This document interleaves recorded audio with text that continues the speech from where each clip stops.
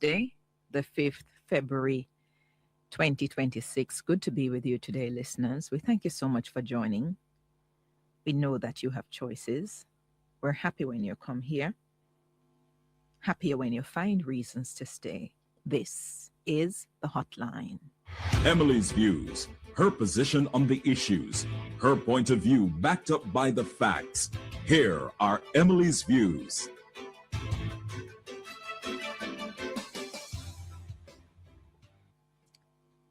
Thank you.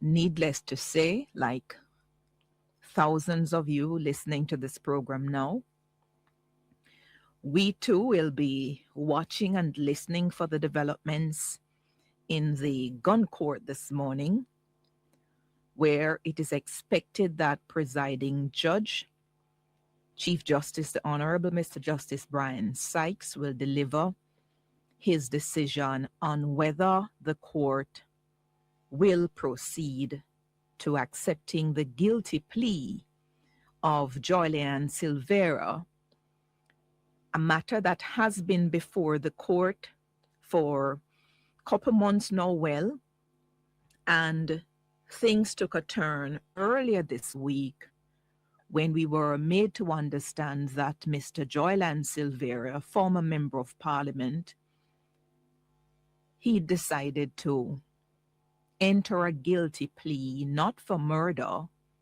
but for manslaughter. The issue of manslaughter, we understand, has entered into the narrative on the basis that things done or things said by Melissa Silvera, who is now dead, but things said by her may have led, certainly in the eyes of Joyan Silvera, they led to him taking a certain course of action. And that is what led to her death. Because of that turn of events earlier this week, we understand the prosecution then considered what was advanced by the defense, the defendant being Joyan Silvera, and it appears from the reporting that the prosecution has accepted the guilty plea, but that is not the end of the matter, because the presiding judge has a role in all of this, and he has therefore, after submissions by the prosecution, and I suspect by counsel for Joyan Silvera, King's Counsel Peter Champagny, and I understand Patrice Riley, attorney at law. Based on the submissions, the Chief Justice has over a couple nights considered what's before him to look at how it operates in other cases. And later on this morning, he will issue his decision on this point. And then we see how much farther the matter proceeds. I do hope that the court management division will find it necessary to issue something in writing so that we can properly know what has transpired in the court. And this is because of the fact that it is a gun court matter and it is being heard without the glare of media on this matter. I am not going to form and express a view on that, or an adverse view on that at the moment. And that is because if gun court matters are now tried outside of the glare of the public. And if this is a gun court matter,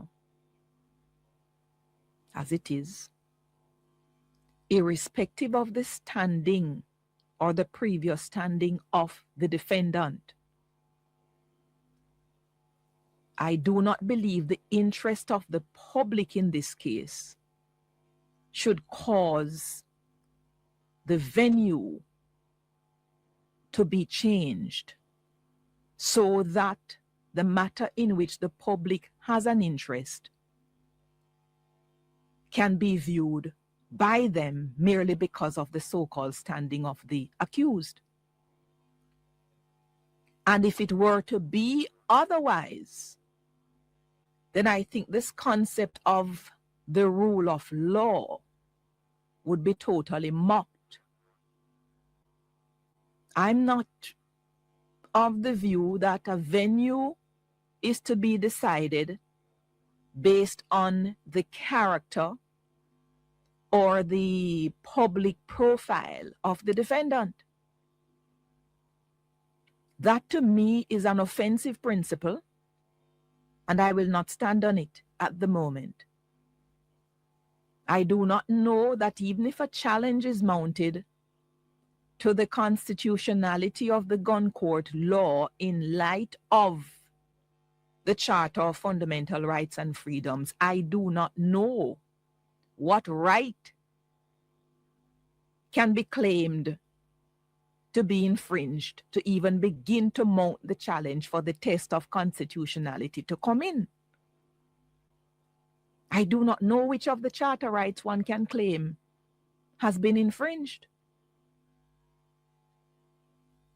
Yeah, so I'm always very wary in my own mind of seeking to have things done in a particular way because of the interest I may have in the person who is the subject of the thing. But we watch and see what will come out and what we will hear, since it is a gun court matter. The Auditor General has conducted an audit, a real-time audit, on matters related to the hurricane recovery. And specifically, there has been one